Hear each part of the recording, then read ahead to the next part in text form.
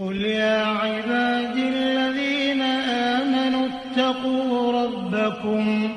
للذين أحسنوا في هذه الدنيا حسنة وأرض الله واسعة إنما يوفى الصابرون أجرهم بغير حساب قل إني أمرت أن أعبد الله مخلصا له الدين وأمرت لأن أكون أول المسلمين قل إني أخاف إن عصيت ربي عذاب يوم عظيم قل الله أعبد مخلصا له ديني فاعبدوا ما شئتم من دونه قل إن الخاسرين الذين خسروا أنفسهم وأهليهم يوم القيامة ألا ذلك هو الخسران المبين لهم من فوقهم ظلل من النار ومن تحتهم ظلل ذلك يخوف الله به عباده يا عباد فاتقون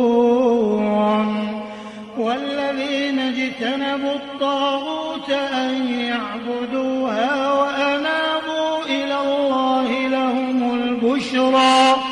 فبشر عبادي الذين يستمعون القول فيتبعون أحسنه أولئك الذين هداهم الله وأولئك هم أولو الألباب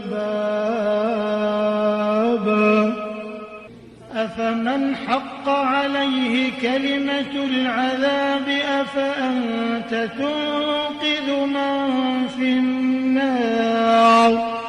لكن الذين اتقوا ربهم لهم غرف من فوقها غرف مبنية تجري من تحتها الأنهار وعد الله لا يخلف الله الميعاد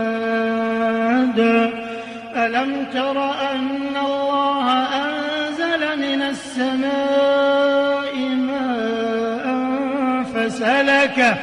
فسلكه ينابيع في الأرض ثم يخرج به زرعا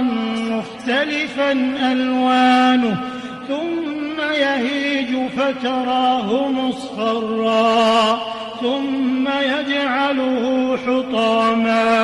إن في ذلك لذكرى لأولي الألباب أفمن شرح الله صدره للإسلام فهو على نور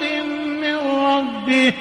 فويل للقاسية قلوبهم من ذكر الله أولئك في ضلال